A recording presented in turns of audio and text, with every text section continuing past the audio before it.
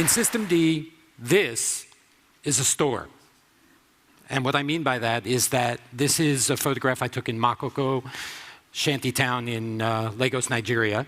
It's built over the lagoon, and there are no streets where there can be stores to shop, and so the store comes to you. And in the same community, this is business synergy.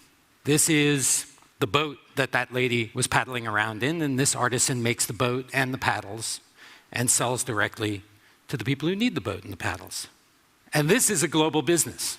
Ogundairo smokes fish in Makoko, in Lagos, and I asked her, where does the fish come from?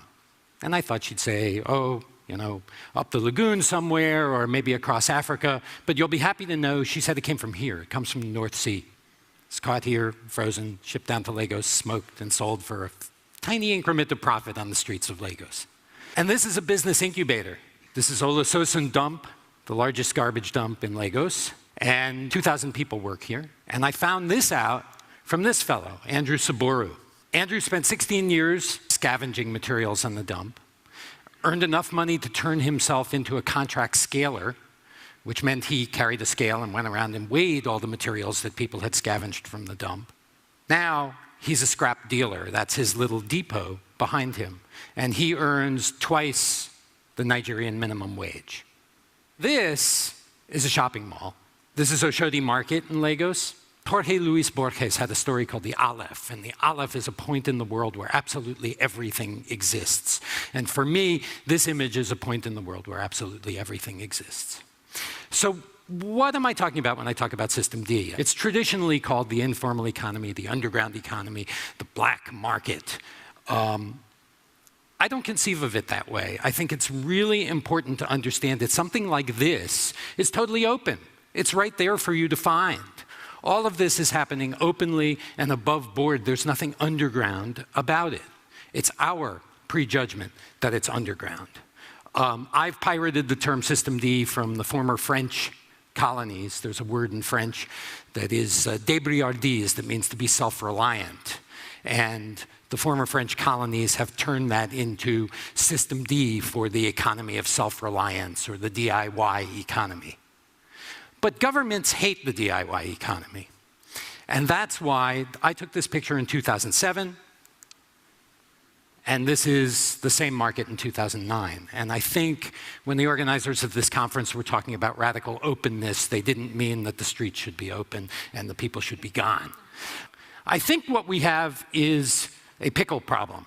I had a friend who worked at a pickle factory, and the cucumbers would come flying down this conveyor belt, and his job was to pick off the ones that didn't look so good and throw them in a bin labeled relish, where they'd be crushed and mixed with vinegar and used for other kinds of profit. This is the pickle economy. We're all focusing on, this is a statistic from earlier this month in the Financial Times, we're all focusing on the luxury economy. It's worth $1.5 trillion every year, and that's a vast amount of money, right? It's 3 times the gross domestic product of Switzerland. So it's vast. But it should come with an asterisk. And the asterisk is that it excludes 2/3 of the workers of the world. 1.8 billion people around the world work in the economy that is unregulated and informal. It's a huge number. And what does that mean?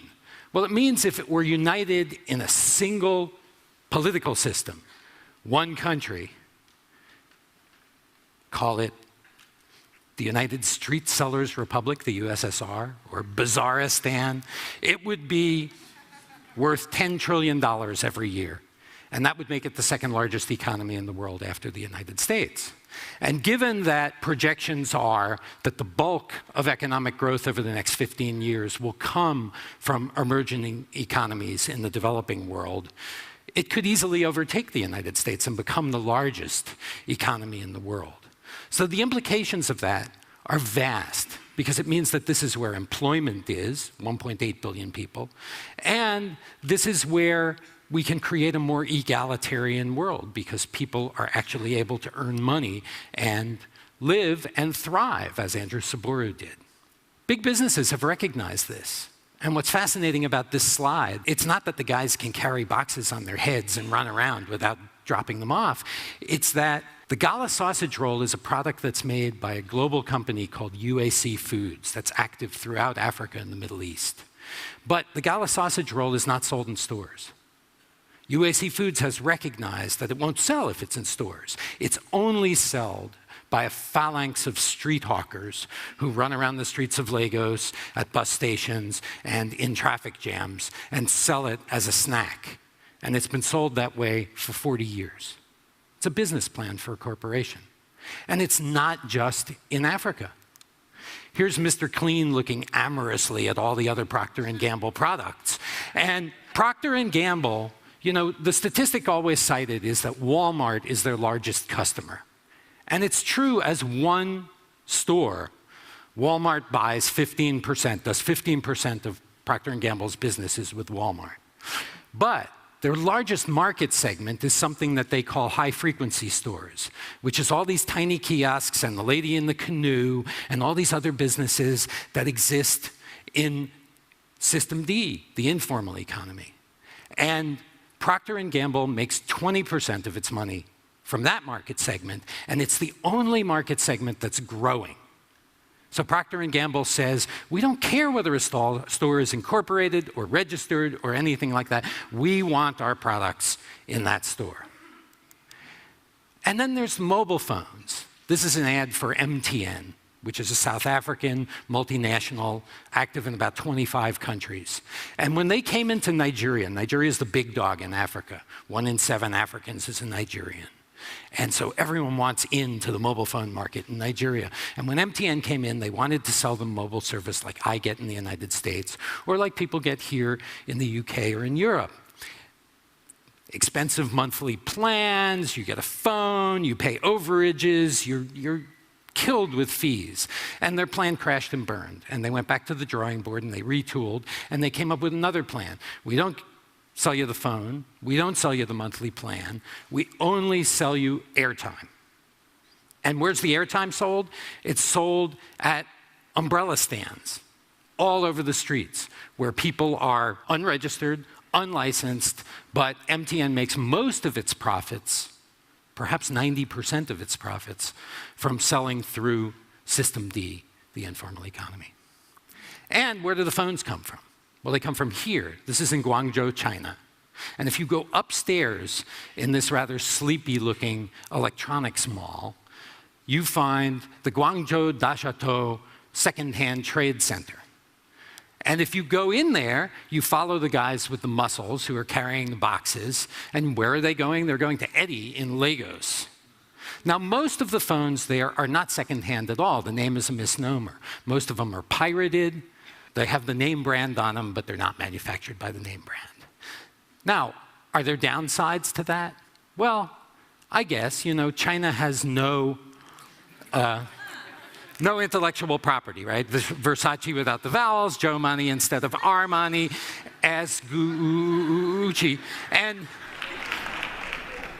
all around the world, this is how products are being distributed. So for instance, in one street market on Rua 25 de Março in São Paulo, Brazil, you can buy fake designer glasses, you can buy cloned cologne, you can buy pirated DVDs, of course, you can buy New York Yankees caps in all sorts of unauthorized patterns. You can buy cuecas baratas, designer underwear that isn't really manufactured by a designer, and even pirated evangelical mixtapes.